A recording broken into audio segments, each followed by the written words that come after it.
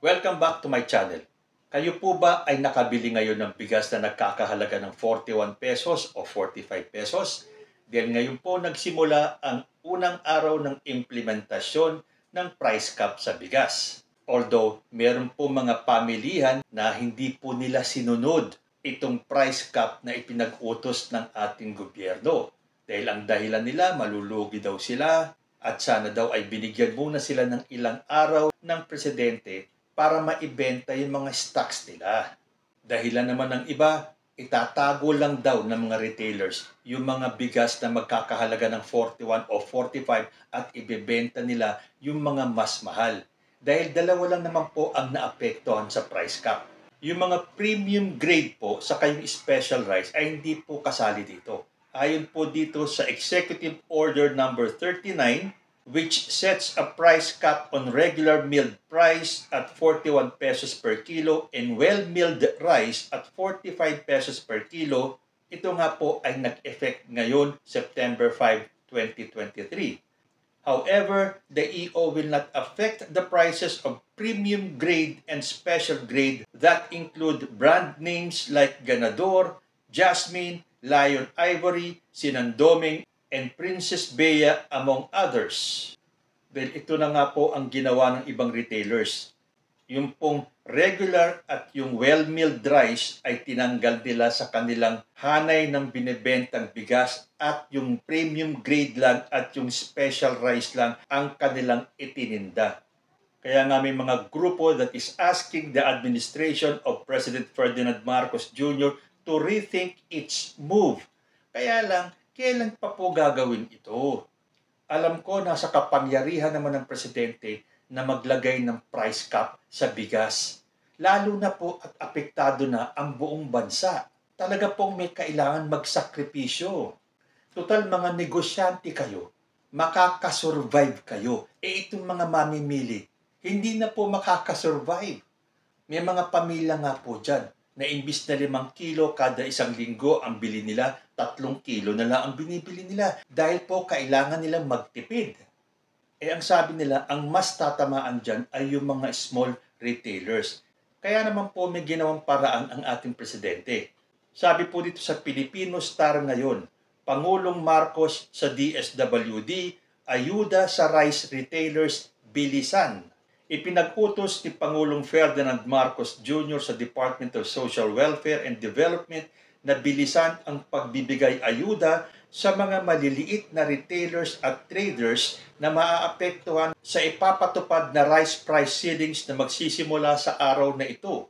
Sinabi ni Gatchalian na inatasan sila ng Pangulo na gamitin ang kanilang Sustainable Livelihood Program upang tulungan ang mga rice traders at retailers sa ilalim ng mandato ng capital build-up ng programa. Tanging ang maliliit na rice traders at retailer o ang mga mahihinang grupo lamang ang tatanggap ng tulong ng gobyerno ayon kay Gatchalian. Ayun naman pala may ayuda naman palang naghihintay dito sa mga maliliit na traders and retailers. So magtulungan po tayo. Sundin po natin ang itinakdang price cap ng ating Pangulong Bongbong Marcos. Ibsan naman natin yung hirap ng ating mga kababayan. At isa pa, hindi po magtatagal ito. May darating po tayo mga import na bigas at malapit na po ang anihan. Kaya siguradong tatanggalin din naman tong price cap na to. Pero wag po kayong mag-alala dahil pinangako ng ating presidente na meron pong ayudang darating para sa inyo.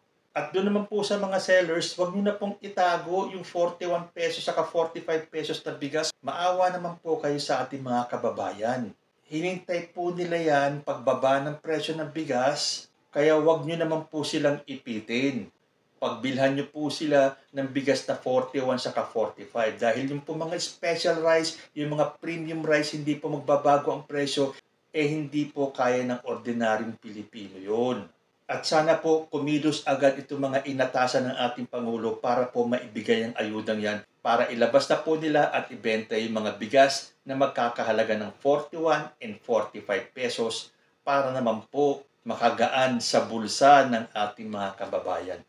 Okay, ngayon po ay naganap yung pagdinig dito po sa kaso ng road rage na kinasasangkutan ni ex-Cap Willie Gonzales at saka nung biker.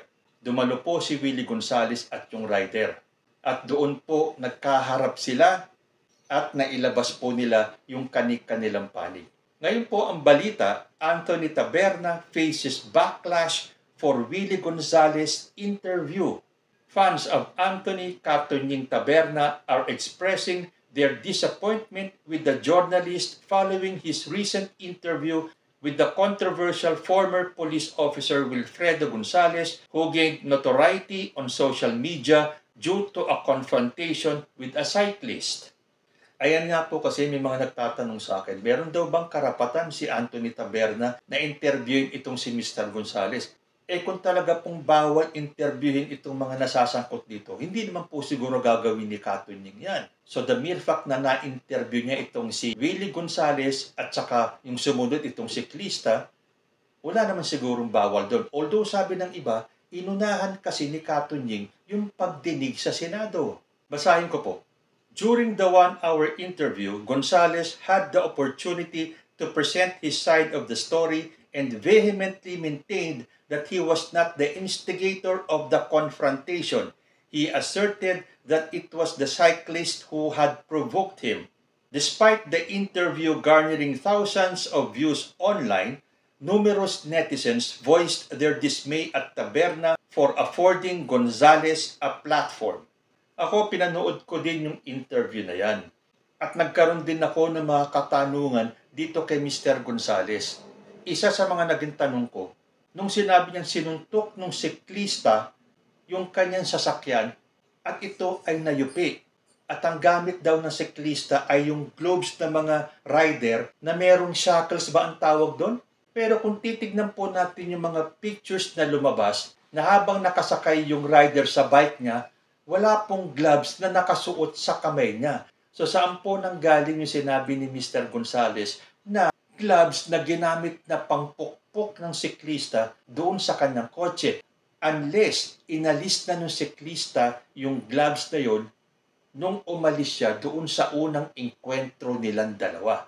May mga possibilities po kasi na hindi natin talaga malalaman kung sino nagsasabi ng totoo kasi doon po sa una nilang enkwentro wala pong video. Dito lang po sa pangalawa meron. So, posible din po na nung una nakasuot ng gloves yung rider, tapos nung umalis na siya sa unang eksena ay tinanggal niya yung gloves. Kaya doon sa mga pictures na lumalabas, wala pong suot na gloves yung siklista. Pwede rin naman na nagsisinungaling si Mr. Gonzales at talagang wala namang gloves na suot-suot yung rider. So, doon po sa portion na yon, lumalabas na hindi nagsasabi ng totoo itong si Mr. Gonzales. Nung sinabi nga po niya na sinuntok ng rider yung kanyang kotse nang naka-gloves na may knuckles. Knuckles po pala ang tawag doon, hindi shackles. Ngayon, ang ikinawindang ko po doon sa interview ay nung tinanong ni Katunying si Mr. Gonzales ng at that particular moment, kung kayo po yung sinunggaban, puputukan nyo ba? Ang sagot po ni Mr. Gonzales, puputukan ko po. Di po ako magdadalawang isip. Sabi tuloy ng isang nag-comment sa kanya, this is not okay. You are encouraging people to do the same by giving him the platform to incite violence. Itong tanong kayang ito ay tinanong din dyan sa Senado at yun din kaya ang isasagot ni Mr. Gonzales kung sakaling itanong sa kanya ni Senator Bato de la Rosa yung question na yun, kung papuputukan mo ba siya o hindi. So, sasagutin kaya ni Katunying ito mga katanungan ng mga netizens? Dahil may mga nagsasabi naman po na bilang vlogger, karapatan po ni Mr. Taberna na mag-interview dahil dun po sa show niya ay talaga naman pong nag-i-interview siya ng mga personalidad. Ang sabi naman ng ibang netizens kasi, bakit inunahan niya yung pagdinig sa Senado? Pero bibilib ka rin kay Katunying kasi pati yung siklista ay napalabas niya para magpa-interview sa kanya. So kung tama man o mali si Katunying, kayo na po ang humusga. Dito naman po tayo sa suspension ng It's Showtime. Dahil lumabas na po ang desisyon ng MTRCB na pinapatawan ng 12-day suspension ang It's Showtime. At naglabas na rin po ng statement ang ABS-CBN na sila po ay magfa-file ng motion for reconsideration. Dahil binigyan po sila ni Lala Soto, yung head ng MTRCB, ng 15 days para po i-file tong motion na to. So ang alam ko, until such time, magpapatuloy pa rin po ang It's Showtime hanggat wala pong pinal na desisyon. Dahil narinig ko po kanina sa TV itong si Lala Soto nung sinabi niyang hindi pa po final yan. Kasi nga po meron pang pagpa-file ng motion for reconsideration. At doon naman po sa mga binabatikos si Lala Soto na bias daw. Sabi po dito, MTRCB, unanimous ang desisyong patawan ng 12 days suspension ang It's Showtime. Chairperson Lala Soto inhibited from voting, ensuring that members of the board exercised their independent judgment in determining the appropriate course of action. So ayan po, hindi po sumama si Chairperson Lala Soto sa botohan. Although siyempre, itong mga supporters ng It's Showtime, sasabihin nila, kahit na hindi naman sumama sa botohan si Lala Soto, the mere fact na siya ang chairperson ng MTRCB ay makaka-apekto yan sa boto ng mga members. Huwag naman po sanang ganyan ang ating mindset. Kapag hindi umayon sa atin yung desisyon ng isang panig, hindi na tayo maniniwala dun sa board na yon. In this case, yung MTRCB. Porque ang chairperson ng MTRCB na si Lala Soto ay anak ni Tito Soto. At kahit na hindi siya bumoto at siya ay nag-inhibit, hindi pa rin tayo maniniwala na hindi naka-apekto yung pagiging chairperson ni Lala Soto dun sa desisyon ng mga members. Ano naman ang tingin nyo dun sa mga miyembro ng board? Walang sariling isip? So maghintay na lang po tayo dahil sinabi ni Chairperson Lala Soto na hindi pa naman final. Then meron pa nga pong 15 days ang It's Showtime to file their motion for reconsideration. And lastly, maiba naman po tayo ng balita. Kayo po ba sa pagbili nyo sa mga fast food restaurants tulad ng Jollibee, McDonald's, Wendy's o kung saan man, maiinganyo kayong bumili ng isang product dahil dun sa naka-advertise ay masyadong juicy, yummy, delicious yung kanilang burgers or ang daming serving ng spaghetti or parang ang sarap-sarap ng french fries. Pero pag dumating yung order niyo, madidismaya kayo at ibang-iba yung itsura nung nasa picture kesa doon sa ibinigay sa inyo. I'm sure lahat tayo naranasan na yan. Para bang makikita mo sa advertisements ng Jollibee or McDonald's na ang lalaki ng chicken nila. Pero pagdating ng order mo, kakapiranggot lang. Wala po akong sinisingle out na fast food restaurant. Nilalahat ko na po yan. Bihira ka lang pong makikita na fast food na kung ano yung andun sa kanilang advertising board ay yun din ang itsura ng bibigay nila sa'yo. Alam ko meron tayong asosasyon dito sa Pilipinas yung tinatawag na PANA, yung Philippine Association of National Advertisers. Nung araw, ang slogan niyan is Truth in Advertising. Na sinasabi nila na kung ano ang in-advertise mo, dapat yun ang makuha ng consumer. Pero bakit ngayon po, hindi natutupad yun? Sa totoo lang, pumunta kayo particular na po sa mga fast foods natin. Iba po yung itsura na matatanggap ng order niyo kaysa doon sa makikita nyo naka-advertise. So tayo naman mga consumer, madalas hindi na lang tayo nagre-reklamo. Well, kung minsan papapalitan natin yung chicken kung masyadong maliit, papalitan naman nila kung meron silang pampalit. Kung wala, sasabihin lang nila na, sir, yan lang po kasi talaga yung deliver ngayon ng mga chicken. Mapapabuntong hininga ka na lang talaga Pero ang alam ko, pwede ka magreklamo dito sa PANA na to kung sa tingin mo ay hindi nasunod yung truth in advertising. Nasabi ko po yan kasi nabasa ko po dito sa The Manila Times, Burger King is sued for false advertising. Basahin ko po Food ads have long made their subjects look bigger, juicier, and crispier than they are in real life. But some consumers say those mouth-watering ads can cross the line into deception, and that is leading to a growing number of lawsuits. Burger King is the latest company in the crosshairs. In August, a federal judge in Florida refused to dismiss a class action lawsuit that claims Burger King's ads overstate the amount of meat in its Whopper burger and other sandwiches. Kasi nga naman talaga, tulad itong picture na to, iba yung naka-advertise, iba yung matatanggap mo. So doon sa ibang bansa, particular na sa US yata ito, nagkakaroon ng class suit. Dapat ganyan din ang gawin dito sa Pilipinas eh. O meron ba tayong ahensya kung saan tayo makakapagreklamo kapag hindi tinupad ng mga food joints na yan kung ano yung nakalagay dun sa advertisement nila. Kasi naglalabas tayo ng pera, our hard-earned money. Tapos pupunta tayo sa isang fast food, gutom na gutom tayo, mamimili tayo, makikita natin, uy, ang sarap nito.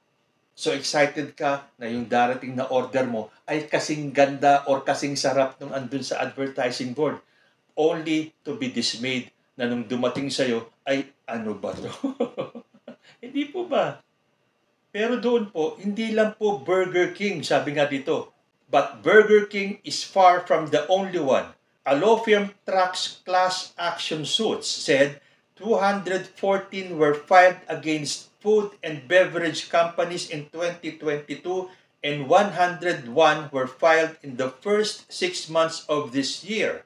Some of the first were false advertising claims against snack chip makers for not completely filling the bags. Oo nga naman. Kasama dito yung mga chichirya, yung mga snacks. Bibili ka ng isang malaking bag. Pero pag bukas mo, wala pa sa kalahati yung laman. So magtataka ka. Ang laki-laki ng bag.